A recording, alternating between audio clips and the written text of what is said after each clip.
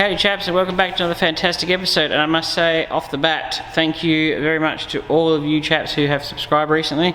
You tipped us over the 5,000 mark. Pretty incredible. We're actually pretty close to 5,100 and feeling pretty blessed by it. Now in today's episode we're going to tackle some more of the rust on the EJ. We'll probably do this little bit that's in the front. In theory this should be the last rust in the Y-frames. We've still got a few little issues to fix up on the firewall, but a few things have been done during the week. Father, or Dad as he prefers to be called, or George if you're watching, because you probably are, he's done a fantastic job on the front cross member, and I did give it a coat with some Bunnings special, nothing really amazing paint, but I think it was enamel anti-rust, so it worked pretty well. I think Peter Anderson calls it jam because it sticks to anything. Pretty good paint actually. Doesn't dry as fast as you think, but when it does dry it is beautiful. I'll show you what we've been up to.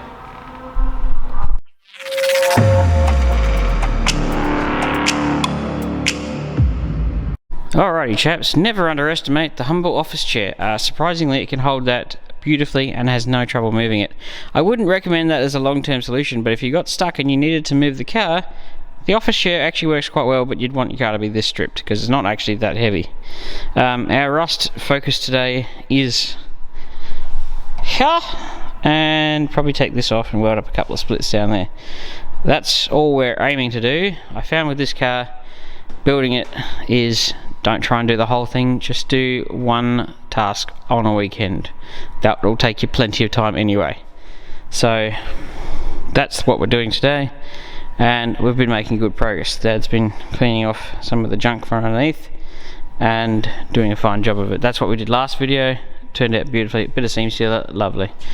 In the intro you would have seen that I had acquired some new old stock XB door skins. They'll find a use eventually, and along with those I managed to acquire a utterly rust free, a few dents, but utterly rust free XB Falcon right hand front guard, which I've never in my life seen one without rust, so that's a first. And if we go over here, we'll see the front cross member is looking lovely. Some doors off to be blasted soon, along with the nose cone. But if you saw in the last, or 2 videos ago, you would have seen this looked pretty filthy when it fell out. It is now looking rather lovely. Not perfect, but it's miles better than it was, and I will rebuild it in the future properly. But this will get it, in looking nice, and will allow me to drive the car, etc, etc. It's got new brakes. It's actually got new brake shoes, new wheel cylinders, new rubber lines. Somebody put them in just before it came off the road, so they're all like new in there, so that's pretty good. So that can pretty much go straight back in. I've got on order some of these sway bar links and these bushes, even though those are actually probably still acceptable. So that'll be good, and that's pretty much where we're up to, and we'll get stuck straight into the EJ. Alrighty chums, first step was to actually run over where the battery tray was, weld it in with a die grinder with a strip it disc on the end. These are incredible. There are many different types. This is a purple one, so it's actually more tightly woven. It also tends to last a hell of a lot longer than the black ones, just because the black ones are more of open weave, and as soon as they hit a corner they go kablamo. So the purple ones are the better ones. They're a bit stronger. Gets rid of well, as you can see, gets rid of the surface rust fairly well. So I've copper sprayed where I'm going to re-weld it. I'm going to hammer that a little bit, but 4 of the welds are going to be from the top, and 6 are going to be from the underside going through that way, because that's how I drilled them out. It was easier. I'm going to put that back in. That's been prepped. Piece of cake.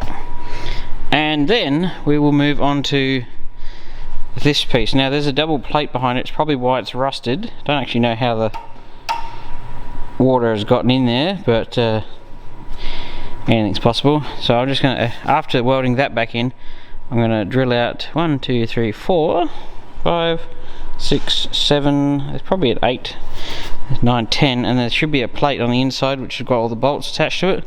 That should come off, and I'll have to probably remake that plate, and then we can do a patch in there and then make a new plate, put the nuts on it, weld it back in. Bob's your uncle, Fanny's your aunt. That'll be done, and then we can take this off. I want to get that in, do this, then take this off. That way I don't have too many things apart and I'm not scratching my head going, oh, what do I do? Do it in simple stages, one task at a time, and finish that task before going to another one. So clean that up, copper spray it, weld the tray back in, then go over here and do this. I do try and help motivate others with their projects and stuff, and the best motivation is do one task, stay on that task until it is finished, despite how much it's tempting to go, ooh, but that task over there looking at me kind of funny like. No, stay on task, stay until it's finished, despite how sucky it might be. You're the guy who started that task. But yes, we're going to put that in and then move on. Well, here I am going against my own advice, saying of staying on topic, but I worked out that I hadn't uncovered that spot weld where I need to plug weld. It was still covered in tar. So I got my needle scaler out. As you can see, it works fantastically removing this junk. It's hard to show this, but the whole car has got this, like, I don't think it's factory. I think this has been done after. This particular car has had this done afterwards, but it's had like a spray-on body detonate put on it, and it's well, it's protected it spectacularly well, because that's still original paint under there, but I don't want it there, and it flakes off. And but yes, I'm going to show you a little clip of how well this guy works. This was Adelaide Tools, ironically the cheapest place to buy a needle scaler from. Yeah, basically there's a little air hammer in there. It smacks these backwards and forwards really fast. And I'll demonstrate, and I'll have to mute the volume, otherwise your eardrums are going to explode.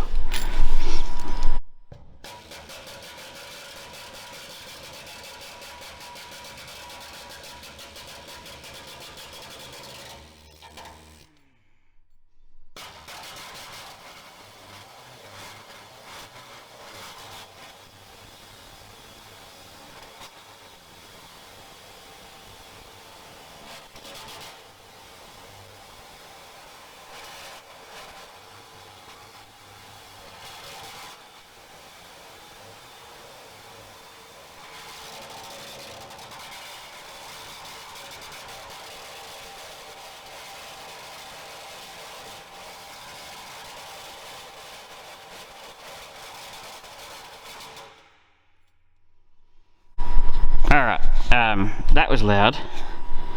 So, yes, and despite what you think, it doesn't actually put any dents in the steel. I have tested that theory 100 times, and I've been paranoid, but believe it or not, despite what it's doing, it is not actually damaging the steel. I do think though, if you were to stay on it in one spot and just nail it for ages, you would eventually deform the steel, because it is hammer hits. But at this point in time, considering I stop once it flakes the stuff off and move on, it's only denting the sort of tar coating, and it just causes it to basically come off. So if you don't mind getting covered in garbage and making an unholy amount of noise, because it is loud, it works extremely effectively at removing junk. Alrighty, now the battery tray is welded back in. I didn't film it because, well, it's not that exciting. It's all of like 9 welds, and it's pretty simple. You just line up the holes where they were, and it's Bob's your uncle, Fanny's your aunt's back in. The only reason I actually took this out was to be able to clean behind the seam and actually clean in here. It was actually If you would actually, if this was still in the thing and you had your Y-frame sandblasted, probably wouldn't have needed to take it out, but considering I wasn't sandblasting, I deemed it easier just to remove it, drill out the welds, pull this off, straighten it off while it was off the car, because it is a lot easier. There was bends and stuff, and what tends to happen, I've noticed, is people tend to hit these with the engine when they're pulling the motors out, and these actually, once the car is dismantled. So that was fairly bent. It's actually looking rather lovely. Not perfect, but we're not going for perfect, we're going for a very tidy driver is what we're going for this car. So my next port of call is to drill out this little guy here and probably remake the plate that's behind it, as I said earlier, and do a small patch, and then we can take this off. But this will be identical to removing and refitting this one, except this one doesn't have a rust hole we got to fix, like that one. So also this is the stuff I use for a bit of rust converting. It's actually pretty much deoxidine. It just happens to come in a handy spray bottle. I'm also going to treat, because I'm not taking the Y-frames off, I can see some rust in that seam there. Look, no, knowing me, it'll probably bite me in the future, but for now the Y-frames are staying on. How any original car will probably have that same issue. That was just hidden behind seam sealers, so I can just see some surface rust in there. So I'm just going to treat that with another rust converter and move on. And I was needle scaling the underneath of the car, and I found a whole bunch more holes in the floor pan on the passenger side, so I think I'll be doing a couple of repairs to the floor pan of this car. And actually, I think you'd be hard pressed finding an EJ Holden or early Holden or any car that came from the factory with vinyl floors in it, as in hard vinyl floors, that probably you'd be hard pressed finding one that didn't need the floors changed, because it's just the world's best moisture trap. And all of those holes and that starry night have turned up since I was underneath the car. So all the tar and stuff was keeping all the stuff in there. As I was chiseling it off, all the lights just come shining through. So luckily I have a couple of floor pans from previous stuff that never happened, so I'm probably not going to put a whole floor pan. I'll probably just put a couple of sections in, because I want to keep this thing rolling along nicely. And a few other things I've got to tackle is, yeah, that's pretty good compared to the other side, so that's not rusted, it's under there, it's just literally those holes. So I'll probably just weld those up, and at some point somebody had aftermarket washer jets, so I have to weld up that hole and that one, and then there, those, repair that, take that front off, clean it up, clean up underneath, and then we can probably paint the firewall and obviously get more of this junk off, because I haven't finished this side. But yeah, once we cleaned up and got all the tar and crap off and wire wheeled it and had it all bare metal and lovely, then we can actually focus on, and after fixing all the rust, then we can focus on painting the whole front end and putting the cross member back underneath it and getting it back down on all four wheels. So, enough chit chat, paddy whack, give the dog bone. I'll drill this out and we'll have a suss of how bad that is.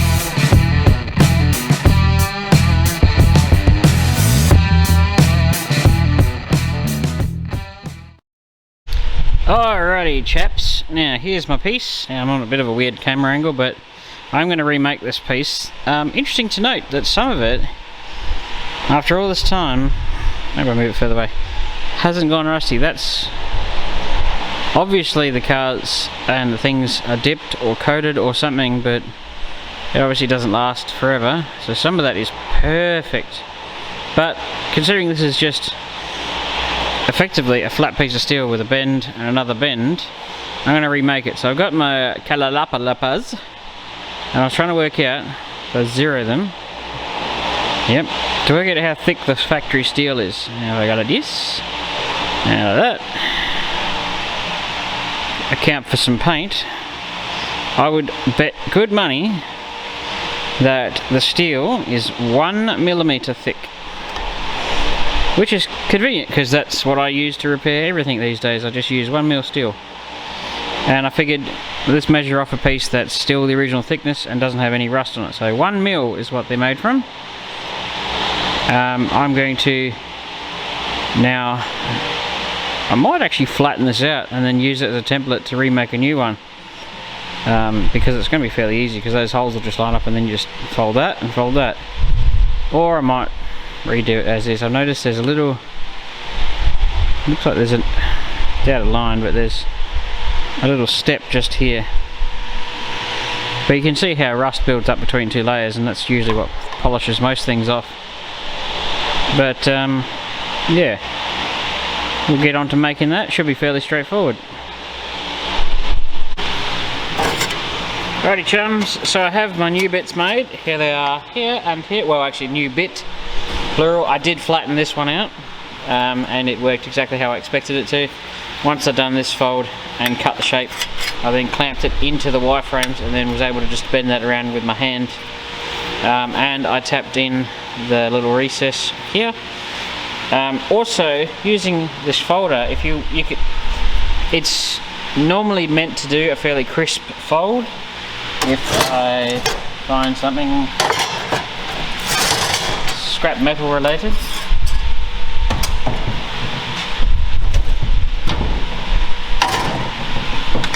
Like, it'll do a pretty, let's get this in the camera, it's fairly sharp, but you'll notice that that's a fairly soft curve.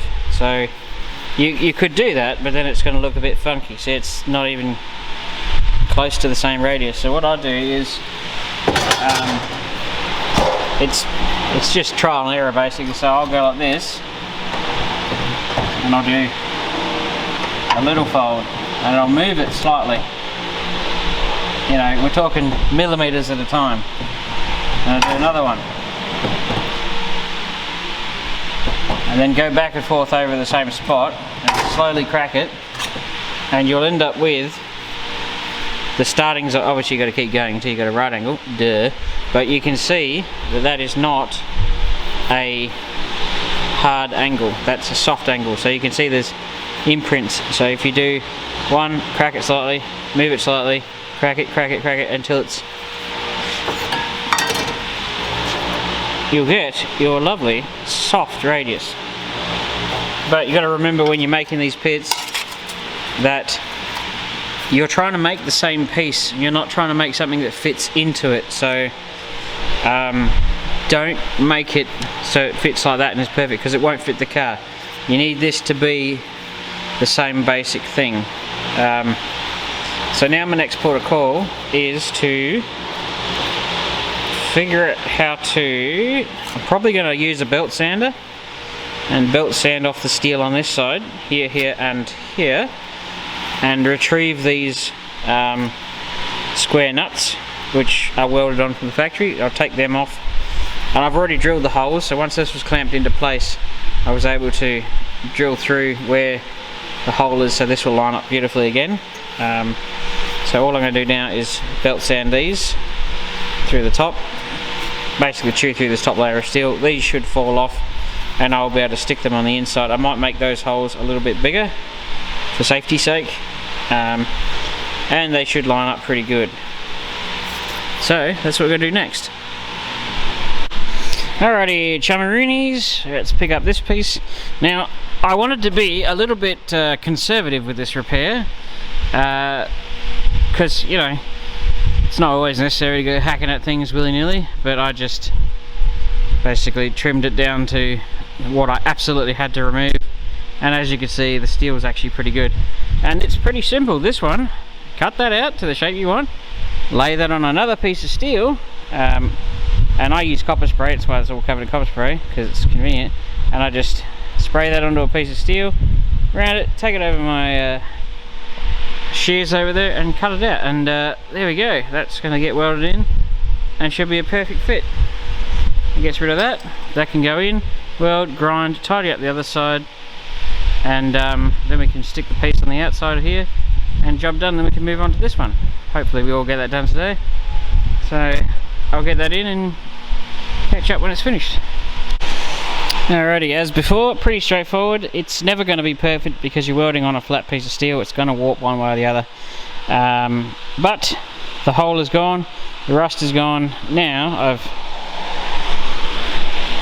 sanded it, prepped it, got it copper sprayed, ready for the piece to go in, and then this repair will be done once I weld it. So I've got to remember that that's actually a bolt hole, those 4 are plug weld holes, and those 2 are bolt holes. I've got to put that third one in down there, but I will do that once I've got my next piece in, and then I reckon there's 2 spot welds and another, there's a plug weld, and then there should be 2 spot welds there, which I might use my machine to spot weld them back in, because it'll just be quicker and easier, and then of course 2 plug welds down the bottom, and then that's another repair done. And then we can take this piece off, clean behind it, clean it up, weld a couple of splits up, put it back on, and then obviously we've got that repair down there, which is a broken bolt, not rust, but you know, it will still be a repair. And then like we're nearing the end of all the repairs on the front of the car, and let's just take the crap off. By crap I mean like stone guard, sealer, take all that junk off, wire wheel it, make it all perfect, and then it's prep and paint time, and we can do firewall forward, which will be amazing. So I'll get that other thing ready and put that back on.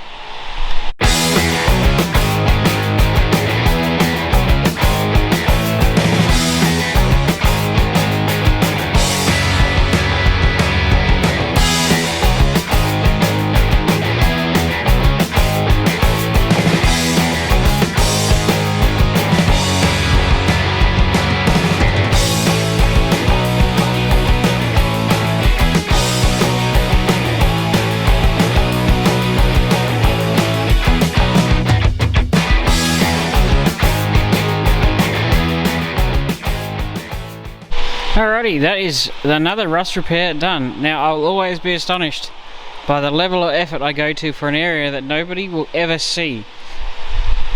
I repaired this, and a panel is literally gonna bolt straight over the top of this, that you will, like that area, the top of the rad support bolts onto, and you will never see it, like you, because it comes out to like here, and you have to stick your head way up underneath the guard to see it. Like the whole repair you're not going to see. It's, you know, actually looks pretty good on this side.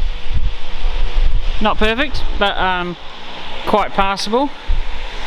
Now the next port of call, looking at my time schedule, do I have enough time in my day to do that, or is that a next weekend task? I have a suspicion it might be a next weekend task, because I am still a family man. But I did get the task that I wanted done, another rust repair. So we've done that one, that one, that one. We still need to do this, but I think this might be, oh, and we actually put this back on too, and I chiseled off a ton of sealer and junk off underneath the car. So what I might do is I might wrap up my day, the last hour or so, cleaning under there, and I'll catch you up after I've done it all and see how nice I've got it, and I think we'll call it there. I don't think I've got enough time in this video to get that panel off and back on. It will show, not in this video, in this day. But I am happy with that repair. And as you can see, the spot welder, which I was going to film, but every time I filmed it, the thing was playing up a little bit. My bad. I'll put the spot welds in to make it look original. They're not really amazing looking from factory anyway, so you know, and I have had bolts in all 3 of those holes and a nut and bolt there, so it all lines up beautifully. Plus I didn't really hack this apart, so that's still in the shape it's supposed to be. So I'm going to do some cleaning, and I'll catch you up at the end of the episode. Alrighty chums, I'm going to call that a day. I can't get heaps done on the weekends. I only have probably 5 hours, and that all depends on how long each task takes to do. So I've spent the last hour or so just wire wheeling with the drill and those cheap drill bits. I mean cheap drill wire brushes. And we've done the whole underside of that wireframe and firewall and stuff. I think that's as good as I'm going to make it. Because I'm still trying to get the car done, and I'm not planning on ever selling this, so if I ever want to do something again in the future, it won't bother me too much. But that's all clean. There's a step on stuff. So as you can see through the floor, that's all I found when I had my air needler on the underside. So I've got a floor pan here. I might do the floor pan. I think the only one I don't have to do is that one. I don't think I have to do all of it. I might have to do a bit of it. But basically, even the good cars have to have floor pans. But look at that, plenum chamber is perfect. So I'm going to love you and leave yous with that. I'm going to etch prime this in a second, but not bothering about filming that. But yeah, that's another episode down on the EJ, and we're still making forward progress. Battery trays back in, 2 repairs done, cleaned up, looking lovely. I'll catch you on the next one.